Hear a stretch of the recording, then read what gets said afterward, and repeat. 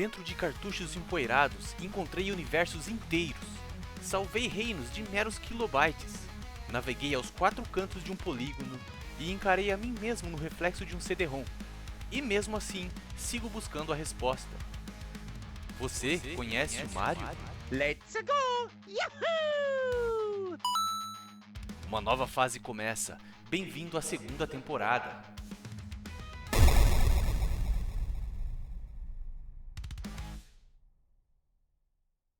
Olá, Homo sapiens e nem tão Homo sapiens assim. Como é que vocês estão? Tudo bem? Aqui é o Ninos e hoje a gente vai dar aquela pirada, vai ser um episódio daqueles de ferver o cerebelo, cara. Porque, como sempre, eu tava aqui pensando com os meus botões, né? Lendo meus livrinhos, fazendo minhas coisinhas e sempre fico pensando sobre as coisas que estão acontecendo, né, no mundo, assim, ao nosso redor. Gosto de ler, assim, as notícias, né? E eu sempre gosto de puxar paralelos com os videogames. Disso você já sabe. Então, eu tava pensando, né? Não sei se você já notou, claro que você já notou. Você é um cara inteligente, mano. Se você tá aqui é porque você é um cara que pelo menos é curioso. E você já deve ter notado, né? É só a gente abrir as redes sociais, qualquer uma delas hoje em dia, ou abrir qualquer site de notícia, né? Pra gente ver rapidamente, perceber rapidamente, assim, como as pessoas estão polarizadas. Eu acho que se um alienígena descesse hoje e começasse a analisar a gente, ele veria em pouco tempo assim, cara, como essa galera é dividida, né, cara? Como esses bichinhos aí são divididos entre eles, polarizados, né, cara? E isso é uma coisa que é uma coisa nossa, né? Do ser humano, das nossas raízes evolutivas, né? Eu prometo que esse episódio vai fazer sentido. A gente, a gente vai chegar lá nos fanboys, tá? Mas vem comigo, cara, acompanha meu raciocínio. Bom, a nossa tendência, né? A tendência do ser humano de essa tendência de nós versus eles, né, cara? Que frequentemente a gente chama de tribalismo, né? Essa mentalidade de grupo, né? É uma das características mais profundas e antigas da psicologia humana. Cara, isso não é nenhum erro, assim. É sim um resultado de milhões de anos evolutivos, né? De evolução, como o nosso cérebro se organiza para entender o nosso mundo social. Porque nós somos animais sociais, né, mano? Apesar de muitas vezes, né? Provavelmente você já ter dito ou ouviu alguém dizer a frase: Nossa, eu vou comprar um sítio e vou sumir e vou ficar sozinho. Não dá, né, cara? Nós somos seres sociais. E como seres sociais, né? O nosso cérebro ele evoluiu para que a gente conseguisse sobreviver em sociedade. Por exemplo, né? Durante a maior parte da história da nossa espécie, se você parar para pensar assim, a grande 90% aí, ou mais, né, do tempo em que a gente é Homo sapiens, os seres humanos eles viveram em pequenos grupos de caçadores-coletores, mano. Então, nesse contexto, a sobrevivência dependia inteiramente da cooperação. Por exemplo, fazer parte de um grupo, né, mano, significava proteção contra predadores e grupos rivais. Então, tu era muito mais forte, muito mais seguro dentro de um grupo. Antigamente também, quando a gente era caçador-coletor, os recursos eram muito limitados, né, mano? A competição por comida, por território, tornava vital uma distinção rápida, assim. Quem era o teu aliado, ou seja, o nós, e quem que era um competidor, um adversário em potencial, ou seja, eles, né? Então o cérebro ele foi desenvolvendo, digamos, atalhos assim para confiar instantaneamente em quem compartilha sinais de identidade. Por exemplo, quem tem a mesma língua que você, quem se veste igual a você, quem tem os mesmos rituais que você. Então o cérebro ele aprendeu a identificar isso rapidamente e confiar nessas pessoas. E desconfiar de estranhos, como medida de precaução, né?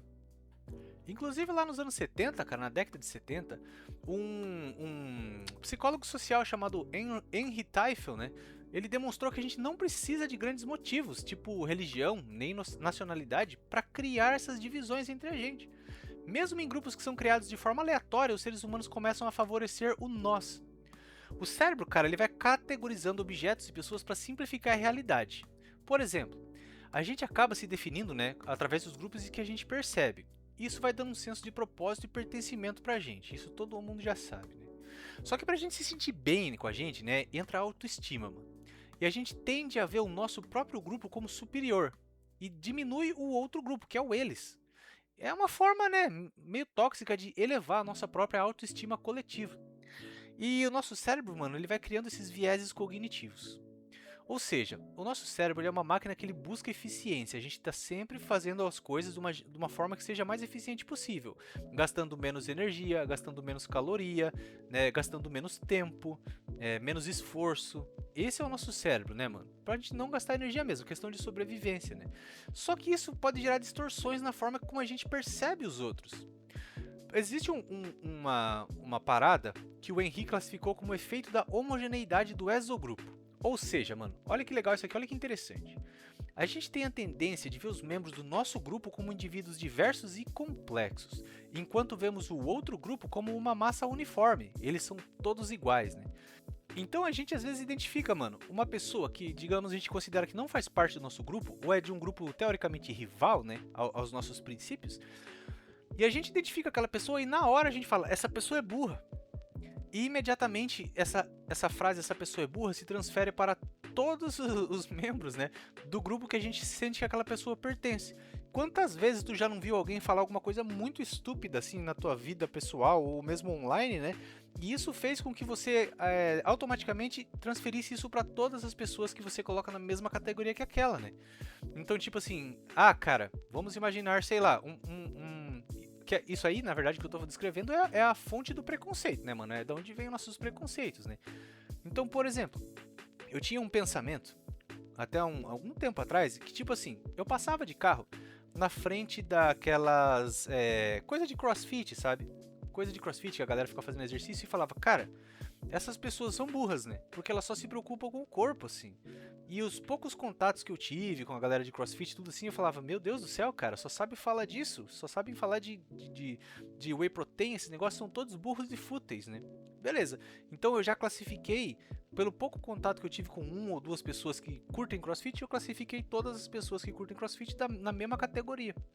Até um momento em que eu conheci um amigo que é crossfiteiro e é uma pessoa muito inteligente, muito sensível também, que sabe muito sobre muita coisa, né? A gente conversa bastante sobre sociologia, antropologia, história, filosofia e tal, e ele tem esse hobby dele que é o CrossFit. Mas na minha cabeça, então, agora eu tenho que desmontar esse preconceito, né, mano? Por quê? Porque eu fui lá e tive contato com alguém que quebrou esse paradigma. E isso é muito interessante, mano. Eu acho isso fantástico. Psicologia é uma das coisas mais interessantes que existe.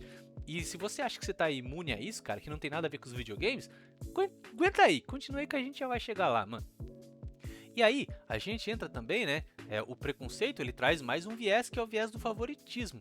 Ou seja, a gente tende a interpretar as ações do nosso grupo da forma mais positiva possível, enquanto as falhas do outro grupo são vistas como falhas de caráteres inerentes. Por exemplo, às vezes a gente tá inserido num determinado grupo e alguém no nosso grupo faz uma coisa que seria considerada ruim ou às vezes até mesmo muito ruim, comete um crime, por exemplo. Então vamos imaginar que o cara foi lá e roubou um videogame de alguém, roubou um videogame da casa, de uma loja, roubou um videogame. A gente tende a justificar aquilo como, por exemplo, mas ele realmente estava precisando de dinheiro, ou, sei lá, a loja realmente mereceu aquilo. A gente tende a justificar esse roubo. Mas quando uma pessoa de um outro grupo faz a mesma coisa, a gente às vezes aumenta muito mais isso. Mas é claro porque eles são todos ladrões.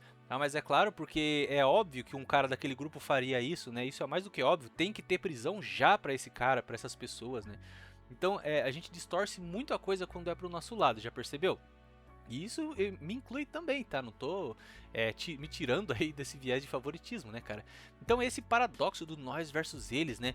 A mesma característica que permite a gente realizar feitos incríveis através da cooperação por um bem comum, né? É a mesma que alimenta o preconceito, cara. A polarização, o conflito, né? Então, assim, é importante a gente notar, conforme a gente tá entrando em contato com notícias, com essas coisas do dia a dia, com redes sociais, né? Que embora essa tendência ela seja do ser humano mesmo, essa tendência do nós contra eles, né? Ela é maleável, cara. E quanto mais inteligente o ser humano for, o indivíduo for, mais ele consegue perceber que ele está caindo nesses vieses todos. E a gente pode expandir o nosso conceito de nós para incluir grupos cada vez maiores, como uma nação, uma religião, ou em última instância, né? O sonho utópico seria toda a humanidade, né? E a gente gosta de pensar que nós somos seres muito evoluídos, principalmente os grupos ao qual a gente pertence, não é verdade?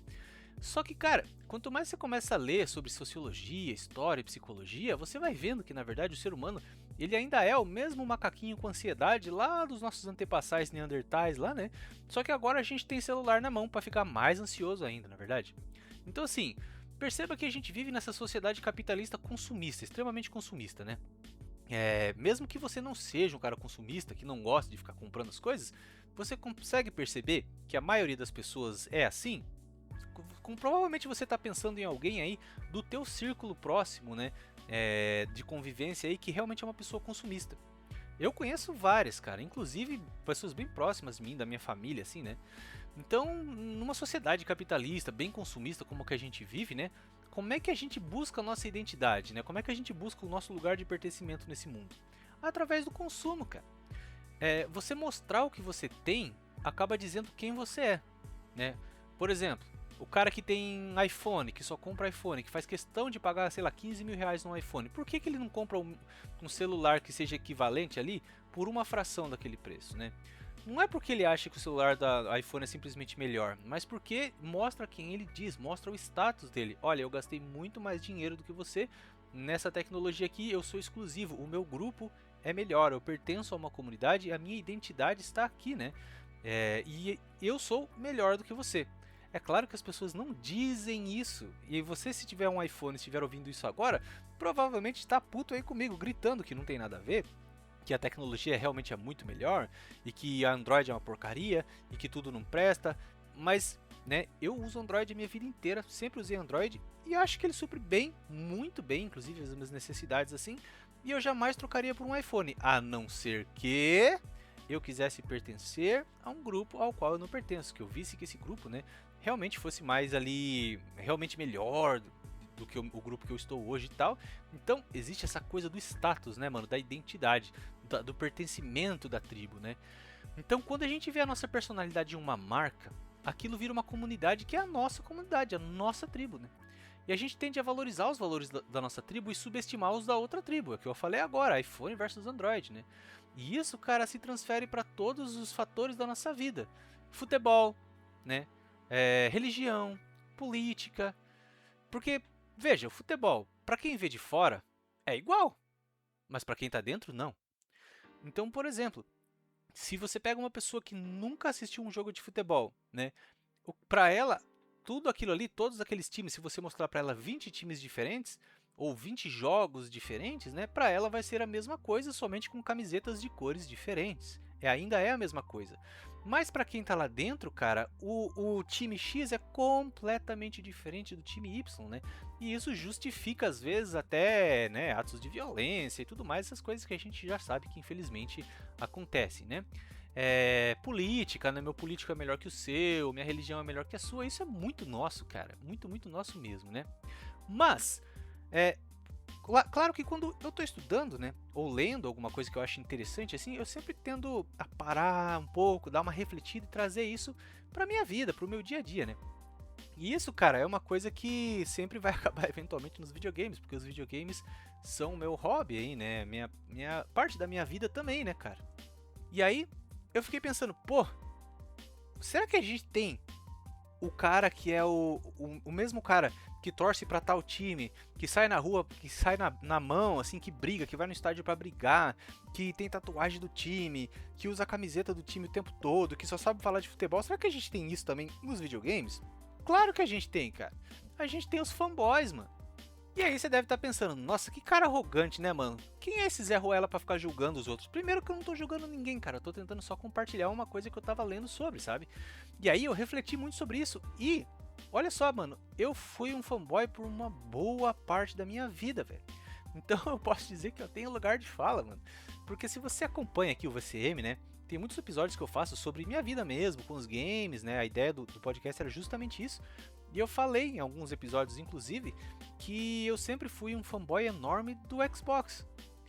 Antes de ter um Xbox, antes da marca Xbox surgir, né, a gente já tinha os fanboys, cara. Inclusive foi ali na geração 16 bits que realmente a coisa pegou fogo, né? O console Wars, né? A guerra dos consoles, Super Nintendo versus Mega Drive, Sega versus Nintendo, né? Então ou você era um ou você era o outro, né? Putz, mas Mas eu gosto de Sonic, eu também gosto de Mario. Não, mano, você não pode ficar em cima do muro. Você tem que escolher um dos dois e lutar até a morte pra defender, né? Um desses personagens. Então, isso começou quando a gente era criança. E foi se transmitindo, né? Por todas as outras gerações, assim. Isso foi formando a nossa identidade, não só a nossa identidade de videogames, mas a nossa identidade também como pessoa, né? Porque quando você é criança, você tá no teu momento formativo ali de identidade, realmente, né? Então, eu me lembro que eu queria ter bastante um PlayStation 2. Quando tinha saído o PlayStation 2, eu sempre quis ter um Play 2, como todo mundo acha na época, né? O Play 2 foi um fenômeno realmente que eu acho que nunca mais a gente vai ver algo parecido, sabe? Só que o PlayStation 2 era muito caro na época, né? Minha mãe não tinha dinheiro. Então eu acabei ganhando um GameCube usado, que estavam vendendo numa locadora da minha cidade, sem jogo, sem memory card, sem nada ali. E tipo assim, cara, eu sonhava em ter um Play 2. Eu falava assim, nossa, o Play 2 é a coisa mais maravilhosa que existe, e eu tirava sarro da Nintendo. Desde a época do Super Nintendo ali, principalmente do Nintendo 64, onde a Nintendo, pelo menos pra mim e pros meus amigos, começou a ser vista muito como um negócio, um brinquedo pra crianças, assim, né? Porque agora a gente tinha o PlayStation, né, mano? Um videogame realmente de adultos ali, de se você quer ser descolado, você tem que ter um PlayStation. Então, eu tirava muito sarro do Nintendo 64, né? Devia ter ali os meus 12, 13 anos, tal, começo da adolescência, né? Aquele momento onde você realmente quer pertencer, né? Tirei muito sarro. E aí, pensando assim, vou ganhar um PlayStation, vou ganhar um PlayStation 2. Ganhei um GameCube, velho, usado, sem jogo. E aí eu me vi numa realidade onde eu tinha agora um console, eu fazia parte ali de uma comunidade que eu tirava sarro, cara. E agora, velho? E aí? Bom, aí de repente o GameCube passou a ser o videogame, né, cara? O discurso mudou. Eu tive que mudar aquele discurso para me adaptar à nova realidade. E o problema é que o único moleque que tinha GameCube na minha escola era um moleque muito estranho que ninguém gostava, assim, ele era um moleque extremamente, digamos assim, cara, retraído, sabe? Assim, ele era o saco de pancada ali da escola naquela época que o bullying comia solto, né? Comecinho dos anos 2000 ali, ele era o único moleque que tinha o GameCube, cara. E de repente, eu e ele tínhamos um GameCube. E eu não queria ser visto como ele era visto. Eu não queria que a minha identidade fosse a mesma identidade daquele moleque. Então eu não contei pra ninguém que eu tinha um GameCube, né? E continuei zoando a Nintendo ali. Mas na minha cabeça, pra mim, sozinho, no meu quarto, com o meu GameCube sem jogos, o GameCube era maravilhoso, era o melhor videogame que já existia. Só que eu não podia falar pra ninguém. Pois bem, um tempinho depois, eu joguei, já contei pra vocês no episódio, uns episódios aí de Xbox, né? Que eu joguei lá na locadora da minha cidadezinha, o primeiro Xbox, aquele primeiro modelão lá de 2001. Um dia eu cheguei na locadora, um dia normal, e de repente tinha uma TV bem na entrada, assim, uma TV grande, 29 polegadas de tubo naquela época, com um Xbox embaixo, né? Eu já sabia o que era o Xbox, a gente já sabia, mas não tinha prestado muita atenção nele. E aí, cara, tava rolando na tela o jogo Halo, né? O primeiro Halo, que a gente chamava de Halo na época.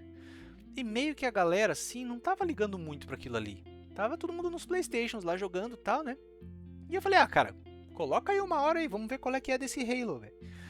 E aquela experiência, ela transformou, assim, a minha mente, cara, transformou a minha vida. Eu me apaixonei por aquilo ali. Foi uma impressão muito forte que acho que muita gente teve, né? Todo mundo tem, na verdade, assim, quando você encontra um negócio que bate muito com você, assim, sabe?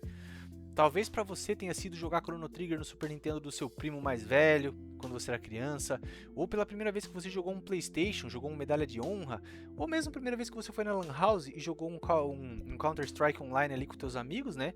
Você realmente resolveu que queria ser um PC gamer, montar um PC pra você. Então, todo mundo tem esses momentos formativos, né? Pra mim, como gamer, vamos dizer assim, foi esse momento. Lá em 2001, 2002 ali, onde eu joguei Halo no Xbox pela primeira vez.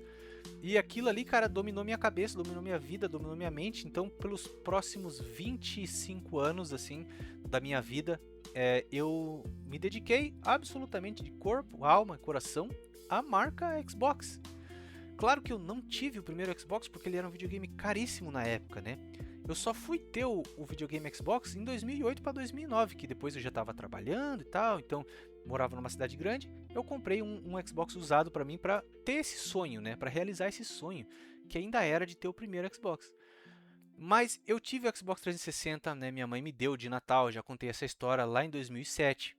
E tem fotos minha, cara, assim, chorando, assim, com o videogame na mão, assim, porque realmente era um sonho da minha vida de ter aquele Xbox, né? E eu me lembro, assim, que em 2005 eu pedia muito, eu ainda pedia o Xbox One para minha mãe, aquele primeiro modelo, e ainda não conseguia, era muito caro. 2006 eu ainda queria o primeiro modelo, mas ainda era caro e difícil de achar, né, e tal, cidadezinha do interior. E aí em 2007 minha mãe me deu de presente surpresa assim de Natal o 360, o Xbox 360, né? E eu amei muito, tanto que ainda é o meu videogame favorito até hoje, sabe? Sem fanboyzismo, sem nada, eu ainda acho um console fantástico.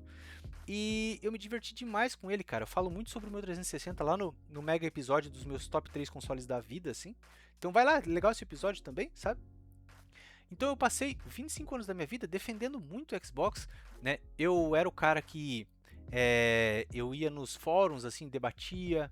Eu era o cara que ia nas redes sociais, entrava nos grupos de Xbox para ficar trocando ideia com a galera. Eu era o cara que criou uma comunidade de Xbox com os amigos, assim. Meus amigos compraram a 360 por minha causa. A gente jogava juntos, né? No final de semana todo mundo ia em casa pra gente jogar. Eu era o cara que comprava religiosamente a revista do Xbox todos os meses, ia lá na banca para comprar. E eu não assinava porque eu queria ter o prazer de ir na banca comprar, né?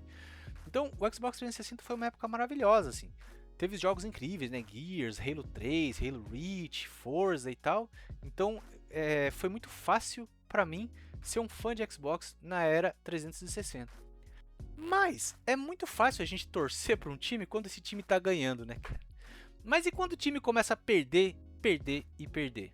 Aí a gente vê quem realmente é o fã, né? Porque você vai se lembrar que lá em 2013 foi onde a Microsoft, o Xbox, realmente foi pro ralo, né, com o perdão da piada. E com o Xbox One, né, na apresentação lá de 2013, a lendária apresentação de 2013 lá com o nosso saudosíssimo Don Matrick, né, onde digamos que o foco da Microsoft mudou completamente, né? Foi aquela E3 onde eles anunciaram o Xbox One, que seria um console que seria muito mais focado na televisão, né? Que naquela época ainda estava muito em alta, em 2013 TV a cabo, essas coisas, e deixaram os videogames de lado. Foi nessa apresentação onde eles anunciaram que o Kinect seria obrigatório, né, para o Xbox, ele teria que ficar conectado no seu Xbox, filmando, olhando, ouvindo você 24 horas por dia, né? Foi nessa época que eles anunciaram que o Xbox não poderia rodar jogos usados, ou seja, você não poderia emprestar jogos para os seus amigos, nem comprar jogos usados. Foi nessa época que eles anunciaram que o Xbox teria que ficar conectado na internet 24 horas se você quisesse jogar o videogame, numa época em que a internet ainda não era nem disponível para todos, né? Então foi nessa época que realmente o Xbox morreu, foi ali, né, em 2013, que o Xbox nunca mais conseguiu se recuperar e no fim das contas estamos onde estamos, né? A Microsoft saindo do mercado de hardwares, né, saindo do mercado de software também, porque a Microsoft Studios já nem produz mais nada, né? Agora é tudo third parties. Então foi difícil para mim. Os últimos aí desde 2013, né, cara? Basicamente 13 anos aí sendo um fanboy de uma marca que morreu. E foi uma marca que ela foi cada vez mais ficando mais e mais anticonsumidora, né? O Xbox, para dar mais uma recapitulada assim, foi tomando decisões cada vez mais anticonsumidoras, principalmente aqui no Brasil. Então já fazia um bom tempo, assim, por exemplo, para quem não tem Xbox talvez nem saiba disso, mas há muitos anos a mídia física já nem era mais fabricada no Brasil e nem existia mais mídia física no Brasil. Então se você tivesse um Xbox One, por exemplo, você não conseguiria comprar jogos mídia física, era muito difícil de encontrar. Né? Enquanto isso no PlayStation 4, facinho de você comprar jogos em mídia física, trocar com teus amigos, né? Outra coisa do Xbox também é que lá no final ainda da vida do 360 já era bem claro assim que a Microsoft não estava mais focando em desenvolver jogos próprios, sabe? IPs novas, né? Enquanto no PlayStation 4 ali a gente via muitas IPs novas, né? O Horizon, o novo God of War reformulado, né? Até o Ghost of Tsushima, esses jogos todos, né? Aquele lá de zumbis também, que era exclusivo do Play 4, Detroit, Become Human, enfim. PlayStation 4 ali continuava soltando jogos exclusivos de altíssima qualidade. A gente já via ali no final da vida do 360 que o 360 tinha se tornado uma máquina de Call of Duty, né? Basicamente era isso, assim. Então, no Xbox, assim, a qualidade e a quantidade dos jogos exclusivos caiu muito, né? A galera fala, mas não é quantidade, é qualidade. Pois é, a Microsoft na época do Xbox One não tinha um nem outro.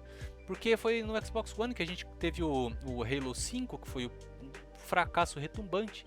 Depois tivemos o Halo Infinite, também outro jogo que tinha tanta promessa, né, e não entregou quase nada. Foi ali que o Gears morreu, né, com Gears 4 e Gears 5, jogos que eu considero bem medíocres assim. Forza requentado, né, sempre Forza. Então assim, a Microsoft não conseguia sair daquele limbo, né, cara, de falta de inovação, de jogos exclusivos e tal.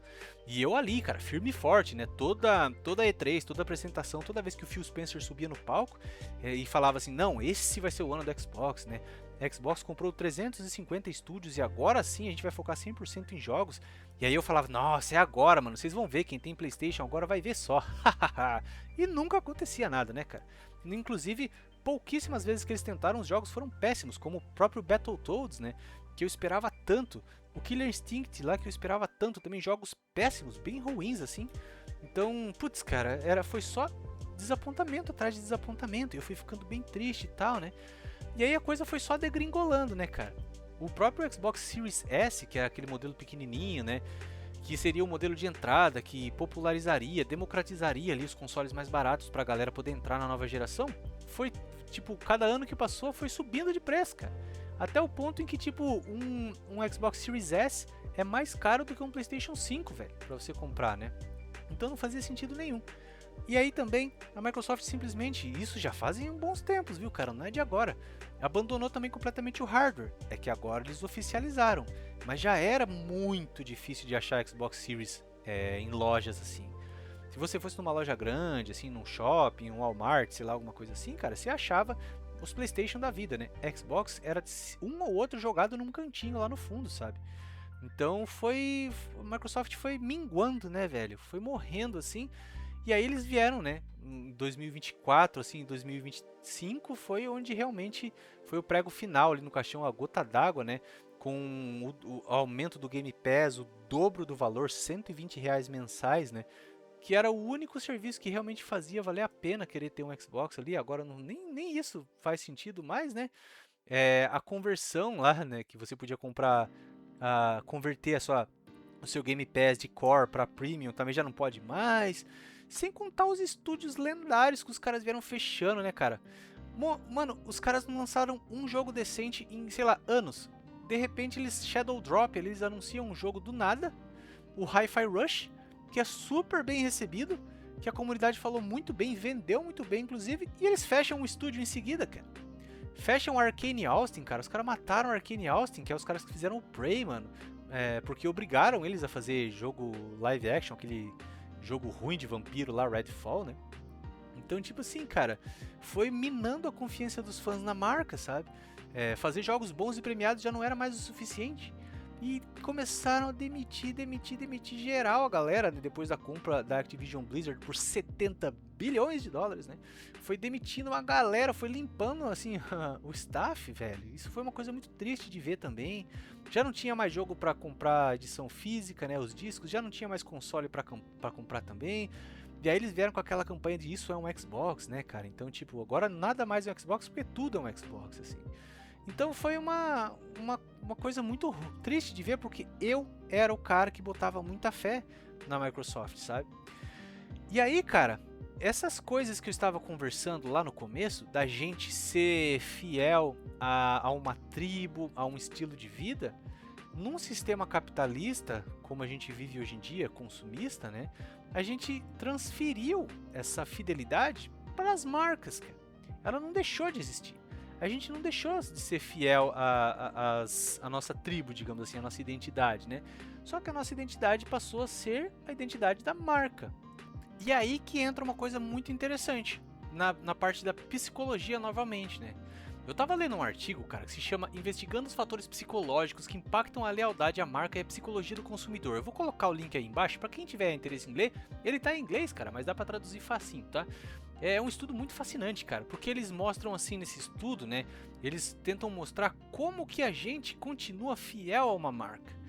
Por que a gente segue essas marcas, né? E por que a gente continua fiel a essas marcas? E aí, basicamente, ele diz o seguinte, cara.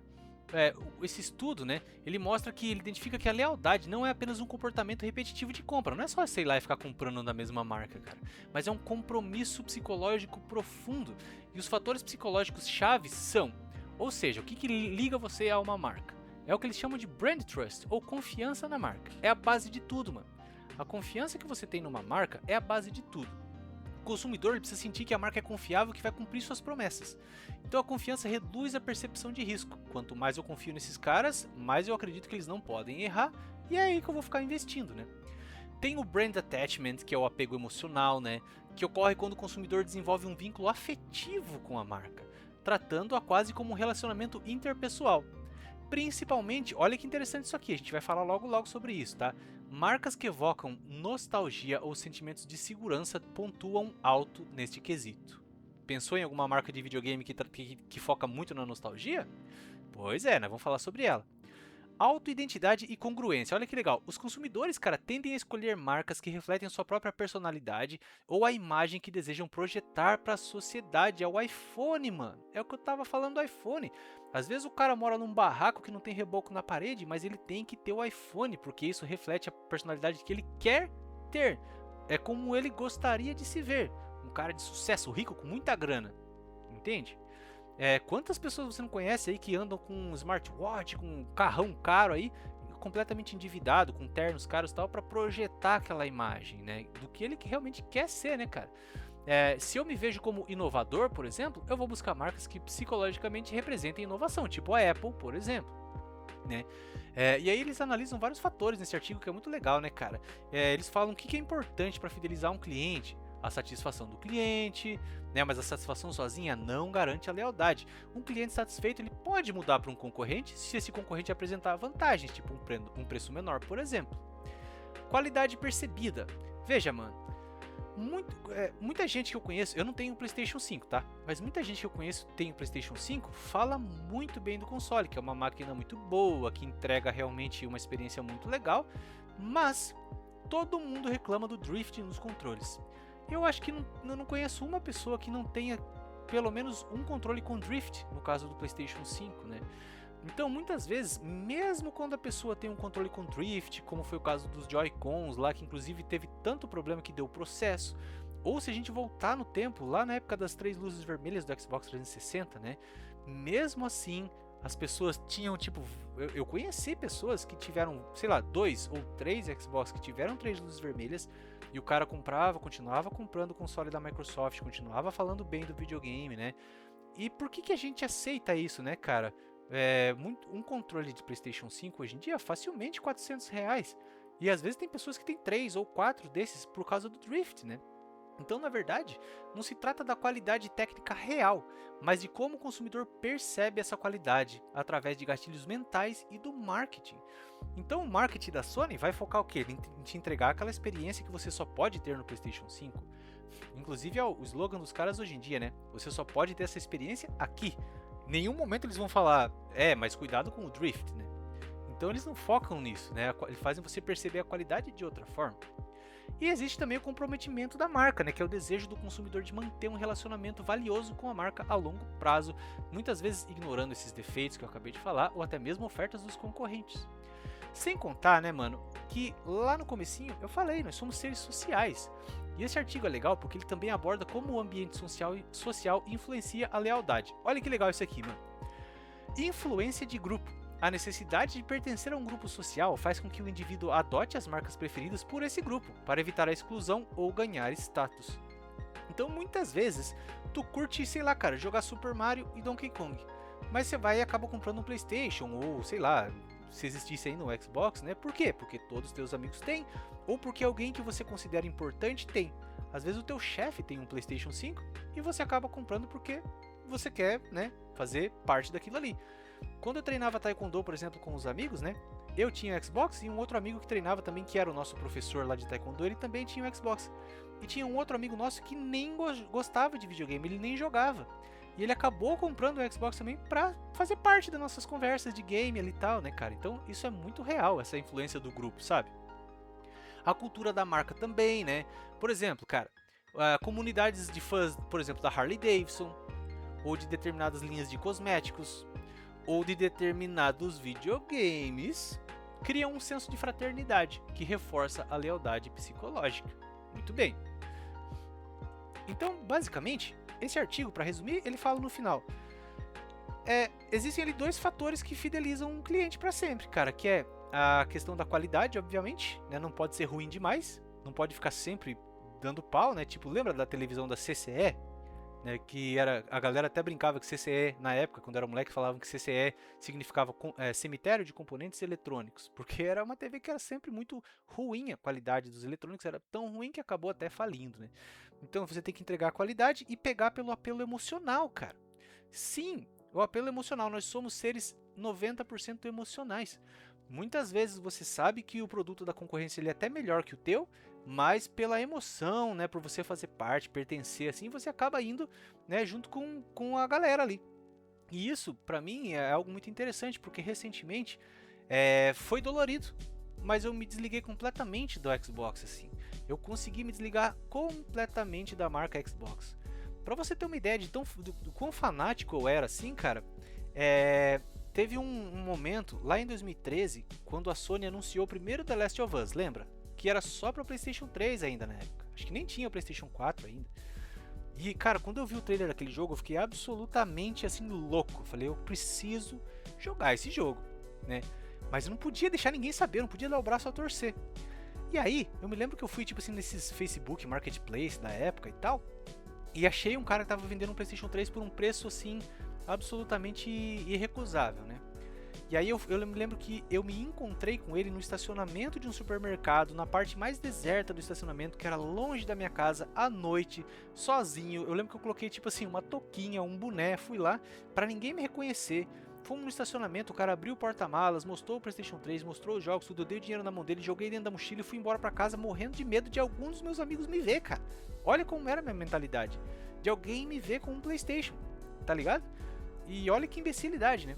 E assim, isso foi por um bom tempo da minha vida, então não foi fácil eu me desligar, né, do Xbox em si. Mas eu te digo, cara, que foi uma sensação assim libertadora, sabe? Porque eu fui ficando mais velho, né? A gente vai ficando mais não gosto da palavra experiente, mas a gente vai sabendo um pouquinho mais mesmo das coisas assim. E vai vendo, cara, que no final das contas, esse amor, esse fanatismo que a gente tem pelas empresas, as empresas estão cagando e andando, mano. Eu falei, pô, a Microsoft, cara, tá tipo assim, tá pouco se lixando pra mim se eu dediquei minha vida inteira pra defender eles. Eles estão pouco se lixando se eu tenho todas as edições de colecionador do Halo, todas as edições de colecionador do Gears, se eu vou nos fóruns defender a marca, se eu compro a revista. Eles não. Cara, o Phil Spencer, se ele tomar uma decisão ruim, ele vai ganhar $1 bilhão por ter tomado essa decisão ruim e vai ser aplaudido de pé. Ele vai estar lá no iate dele com 4 loiras gostosas do lado e você acha que ele vai estar se preocupando se eu aqui, um Zé Ruela, latino-americano, pobre, no Brasil, tô defendendo a marca dele, né? Então essas coisas, cara, pra mim começaram a soar absurdas com o tempo, assim. E aí eu fui vendo realmente que não faz sentido, cara, eu continuar seguindo essa marca, né? Sendo um cara devoto, um discípulo dessa marca. E aí eu abandonei completamente o Xbox, tanto que pra você ter ideia, às vezes eu ganhava um jogo no computador, no PC assim, que eu queria muito jogar e eu não jogava ele no PC porque eu queria jogar no Xbox, pra poder ter as conquistas, pra poder simplesmente jogar no Xbox, sabe? Não jogava o jogo no PC. Olha que idiotice, cara. E hoje eu sou um cara que não pensa mais em consoles, não ligo mais pra isso, não coleciono mais nada, não compro mais mídia física de nada, não me importo mais com isso. Tanto que quando o meu Xbox queimar, eventualmente ele morrer, é isso, cara. Eu não pretendo comprar outro console. E eu fui pro PC de vez. E estou bem feliz, sabe? De ir realmente pro PC assim. Então, tava até conversando com um amigo sobre isso. Ele falou, cara, eu também tenho um PlayStation 5, mas eu jogo 90% do tempo no meu computador. E quando eu tento falar com meus amigos que têm PlayStation 5 sobre isso, eles são irredutíveis, cara. Eles defendem o PlayStation com unhas e dentes. Eu falei, mano, eu já passei por isso, sabe? Eu já fui esse cara. E realmente não tem muito que a gente possa fazer. Os seus amigos vão, sei lá, cara, acabar percebendo que mais cedo ou mais tarde que realmente não tem vantagem, né? Ou não. Ou o cara vai continuar sendo fanático pra sempre e perdendo várias outras experiências. Por exemplo, mais uma coisa que é legal, né? Teve uma época lá em 2012, quando eu trabalhava na loja de games, cara, e a gente tirava muito sarro do Nintendo Wii, que era brinquedo, que era videogame de criança e tal. A gente tirava bastante sarro. Um dia, um cliente comprou um Nintendo Wii, ficou um tempo com o Nintendo Wii, acho que ele ficou, sei lá, um ano com o Nintendo Wii, não me lembro mais. E aí ele veio na loja perguntando se a gente não comprava o Nintendo Wii, se a gente não queria comprar e tal. E meu chefe comprou o Nintendo Wii usado dele, pagou bem baratinho assim.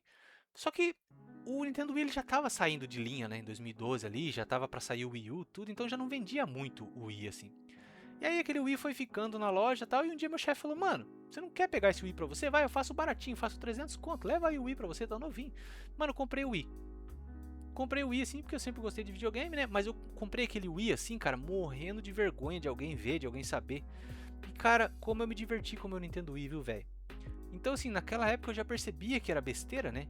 Mas precisou realmente a Microsoft tomar um monte de decisões anti-consumidor pra poder me afastar, né? De vez da marca. E se a gente para pra pensar, né, mano? Como eu te falei, as grandes empresas elas vão te pegar pelo emocional. E nós que gostamos de videogame, né, desde crianças, a nossa faixa etária dos millennials hoje em dia, estamos aí falando da galera que 35 mais, né, 35 a 40 anos de idade. Hoje a nostalgia é um motor de vendas fortíssimo, cara, fortíssimo, fortíssimo. Você já parou para se perguntar por que tem tanto remake e tanto remaster sendo lançado? Porque, meu amigo, vende muito, mas vende muito mesmo, cara. Tanto que a IGN, né, aquele portal de games, eles fazem pesquisas de mercado a cada 2, 3 anos aí, perguntando para as pessoas quais remakes ou remasters elas gostariam de ver. E geralmente são jogos de 20 a 25 anos atrás, então não é uma coincidência, existe uma pesquisa de mercado. Né? Por isso a gente tem tanto esses remasters. E por isso que a dona Nintendo vende jogo de 5 gerações atrás por preço de lançamento. E vende que nem água. Porque as pessoas querem reviver esse momento, querem reviver aquela experiência que ela teve, cara. E isso associado a uma marca é muito mais forte, né? Porque uma coisa é, você fala assim, nossa, que vontade que eu tenho, que vontade que deu de tomar um sorvetinho, igual o sorvetinho que eu tomava quando era criança lá na praia, na casa da minha avó. Outra coisa é você falar, nossa, que vontade de comer aquele corneto de creme de leite que só tinha lá na casa da minha avó, naquela época da praia. E aí você vê esse corneto de creme de leite, de doce de leite, de novo sendo relançado. Isso vai fazer um apelo muito maior, porque não é apenas um sorvetinho. É o sorvete, é o corneto de doce de leite que você comia na tua avó. Então a marca ela traz esse peso muito grande, né? Ela traz esse peso bem grande pra gente. E se você parar pra pensar, não é só a Microsoft que foi tomando decisões anticonsumidores. A própria Sony, cara, né? A própria Sony veio aí recentemente, principalmente, trazendo muitas decisões que são anticonsumidoras, sim. Por exemplo, cara, o PlayStation 5 Pro, lançado aí em 2024, né, por $800, sem leitor de disco e sem suporte vertical incluso, né? $800. A galera tava reclamando do aumento do preço do Game Pass, e com razão, né? Mas a Sony foi pioneira, cara. Ela aumentou o preço do PS Plus lá em 2023, né? Em até 33%, cara. Né? Sem contar que eles não tinham jogos Day One, que nem tinha no Game Pass naquela época.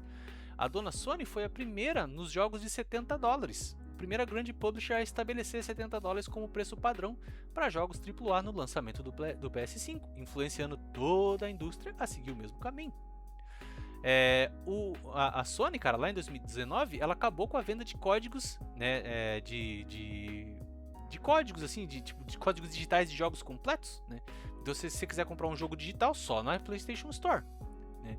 Recentemente, cara, teve até umas evidências que surgiram aí de que eles estavam testando preços dinâmicos. Tipo assim, o preço de um jogo podia variar de acordo com o perfil ou região do usuário. Olha que loucura, né? Que mais, cara? Lembra que a Sony tentou fechar as lojas do Play 3 e do PS Vita lá em 2021, cara? E a galera ficou pé da vida? Sem contar, lembra quando a Sony também tentou fazer upgrades pagos? Enquanto os concorrentes ofereciam, né, tipo o Xbox oferecia o Smart Delivery, que era aquele upgrade gratuito para a nova geração, a Sony passou a cobrar $10 ou mais por melhorias, né, em jogos como Ghost of Tsushima e Death Stranding, para a nova geração ali, quando eles já tinham prometido que eles não iam fazer isso. E lembra quando a Sony lançou o Helldivers 2 para computador, que eles tentaram forçar os jogadores a vincular uma conta da PSN para poder jogar o jogo? Pois é, sem contar que lá em 2018, né, quando surgiu os primeiros jogos crossplay que você podia jogar com outras plataformas, a Sony foi durante anos a única barreira para o jogo em títulos para o jogo crossplay em títulos como Fortnite, Rocket League, por exemplo, afirmando que o PlayStation era o melhor lugar para jogar e, portanto, não precisava se conectar a outras redes. Então eles tiveram, cara, muitas decisões anti-consumidor também. E por que que continua, né, essa galera seguindo o PlayStation também? Por que que mesmo hoje com o Xbox aí aos frangalhos, né, cara, com decisões cada vez piores, inclusive esse console portátil novo deles, que na verdade é um white label, que nem deles não é, que custa $1.000 nos Estados Unidos, já tem rumores que vai ter de novo um aumento de preço, né? E a galera continua seguindo e batendo o pé, que Xbox é a melhor coisa que já existiu sobre a face da Terra. E a Nintendo, né, cara? A Nintendo, se a gente for falar aqui, a gente vai ficar o resto da noite, cara. Porque a Nintendo, desde a sua concepção lá dos anos 80, a Nintendo sempre foi uma empresa muito escrotona, né, cara? Tanto com os fãs, quanto com os próprios desenvolvedores. Quem não se lembra da política lá do Nintendinho, do Super Nintendo, de tipo assim, se você só pode lançar jogos aqui. Se você lançar jogos na concorrência, a gente quebra o contrato. Você só pode lançar, sei lá, 3, 4 jogos por ano na nossa plataforma. Né? Tipo assim, cara, numa época que você fazia jogo a cada 6 meses, tá ligado? 3 meses já dava pra você fazer um joguinho, né? Então limitava a quantidade de jogos que você podia lançar. Você tinha que comprar uma quantidade mínima de cartuchos para você conseguir lançar um jogo na Nintendo também. Você tem que lançar pelo menos 100 mil unidades, e era caro, né? Quem não se lembra aí da Nintendo metendo o pé na Sony e indo lá pra Philips CDI sem avisar a Sony, um dia anterior ali, a CS de 1995, né, que deu origem ao PlayStation, inclusive. Enfim, né, cara, muitas e muitas decisões anticonsumidores. A Nintendo também, cara, subindo o preço dos jogos. Tivemos o primeiro jogo a $80, cara. O Mario Kart 8, primeiro jogo da história, a $80, velho. Por um joguinho de corrida, cara, de mascote, tá ligado? Um console extremamente caro. Preços das assinaturas ficando cada vez mais caros também. Lançando jogos requentados, cara. Agora, recentemente, aí tivemos o Mario Galaxy 1 e 2, né? Que é lá de Nintendo Wii. Os caras relançando aí por preço cheio. Lança jogos, edição física, por tempo limitado para criar uma falsa escassez, né? E agora esses Game Key Cards que nem tem mais o jogo dentro do cartucho, é só um código de ativação, como já é nos discos aí de PlayStation 5, né? Então todas essas empresas continuam piorando a qualidade dos seus serviços e cobrando cada vez mais caro por serviços cada vez inferiores. O próprio Pokémon é um jogo que não se renova faz 200 anos, é um joguinho que parece um joguinho chinês de celular de 2017 e a galera continua comprando como se fosse água, cara, entende? Então assim, tudo isso, né, o que leva uma pessoa a ser um fanboy? Isso me levou a querer estudar, saber um pouco mais, e acho que agora eu consigo entender um pouco mais essa psicologia, porque são todos esses fatores. É a sensação de pertencimento, é a sensação de nós contra eles, a minha tribo é melhor que a sua, né? Essa coisa que é muito inerente do ser humano, né? De defender, de fazer, sentir que tipo, quando alguém fala mal de uma empresa que eu gosto, é como se essa pessoa estivesse falando mal de mim, ou de uma pessoa que eu gosto muito. Quando na verdade esses empresários são bilionários e eles estão cagando e andando pra você. Isso é uma dicotomia, né, cara? É uma coisa muito diferente, assim. Porque quando a pessoa sai na rua, assim, e quer bater nos outros porque o Neymar não chutou a bola do jeito que ele deveria ter chutado, sabe? O Neymar não tá se importando com isso. Mas nós somos bichinhos tribais, cara. Nós somos bichinhos sociais que queremos pertencer a qualquer custo a uma tribo. E eu espero, cara, de verdade, que esse episódio ele não faça você pensar um pouquinho sobre isso. Eu gosto de fazer esses episódios que criam um pouquinho de debate, um debate saudável, onde a gente pode conversar. Porque, de novo, eu sou só um cara, né, cara? Então, com certeza, tem muitas coisas que eu deixei de falar aqui também. Coisas que são importantes de ser discutidas, né? Eu gostaria de saber a tua opinião que está ouvindo aí. Se você, o que você acha sobre os fanboys, né? Você percebe, você consegue ver isso que eu estou vendo também, cara? Que basicamente nós somos fanboys porque nós queremos pertencer a alguma coisa, isso faz parte da nossa identidade, né? E as marcas, principalmente as marcas de game agora, porque, veja, videogame é um produto 100% emocional. Tem muita gente que coleciona tênis, por exemplo, não é verdade? Os sneakerheads, por exemplo, os caras são colecionadores de tênis. O tênis é um produto que você vai comprar e vai colocar no teu pé. É isso, ele é um vestuário. Claro que ele traz uma sensação de status também. Mas um tênis, né, cara, ele não traz aquela sensação ali emocional tão grande quanto um jogo, né? Um Expedition 33 da vida aí, por exemplo, onde você realmente entra naquele universo, você cria vínculos emocionais fortíssimos e as empresas, elas sabem disso. né? Tanto que se você vê os comerciais de jogos, esses são comerciais assim que apelam muito pro emocional, né, cara? Quando mostram, quando tem apresentações, por exemplo, na Summer Game Fest, tem toda aquela música orquestral, todo aquele clima, aquele ambiente para te vender o quê? O jogo? Não, o cara tá te vendendo um sentimento, né? Aquela sensação de que você vai pertencer a uma coisa nova, vai criar vínculo pelos personagens e tudo mais, né? Então tu consegue ver como ser fanboy não faz sentido, mas ao mesmo tempo faz, porque somos assim, somos seres sociais, somos macaquinhos com ansiedade que querem pertencer a algum grupo, né? Mas eu espero que isso tenha feito você pensar e antes de a gente julgar o outro imediatamente, né, cara, a gente pelo menos tentar se colocar no lugar daquela pessoa. Como é que aquele cara pode gostar da cor vermelha se a cor azul é muito mais bonita? Eu vou bater nele. Não, pera aí, cara. Tenta ver a cor azul, sabe? Tenta ver a cor vermelha por um outro prisma, assim. Tenta entender o lado daquela pessoa, porque ela tem a mesma sensação que você tem, né? Quando você está gostando das coisas que você gosta. Uma reflexão para a gente, né, pensar um pouquinho, comentar, conversar. Então coloca aí embaixo, cara, o que tu acha de ser um fanboy? Tu foi ou ainda é o fanboy de alguma marca? E analisando de uma forma muito friamente, como se a gente estivesse analisando uma terceira pessoa. Por que você acha que você é tão apegado às coisas que você é?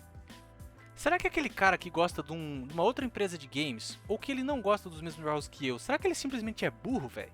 Será que aquele cara simplesmente é um idiota que não sabe de nada? Talvez não, cara. Talvez ele tenha tido uma vida diferente da sua. Talvez ele tenha tido amigos diferentes que levaram ele para um outro ecossistema. Será que tu não tá deixando de curtir um monte de coisa super legal e conhecer gente super legal porque você tá se fechando a essas experiências simplesmente porque você tem medo, cara?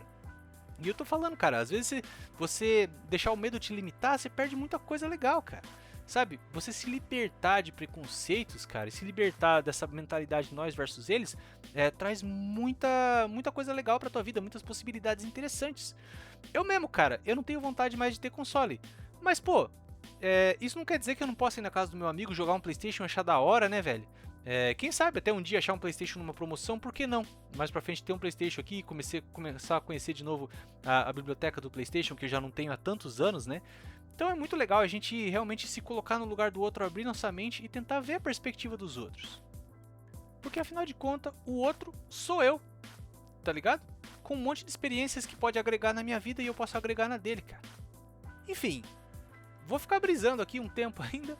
Eu espero que você tenha gostado do episódio, que tenha feito você pensar um pouco, né, que o lance do fanboy não faz sentido. Vamos parar de amar empresas e vamos amar o próximo, pelo amor de Deus, cara, que o nosso mundo está indo pro saco. E, pelo amor de Deus, vamos deixar o Fallout só na televisão, né, cara? Um grande abraço pra todo mundo. Espero que você tenha pirado o cabeção um pouco comigo, tenha feito você pensar. Vejo você no próximo episódio.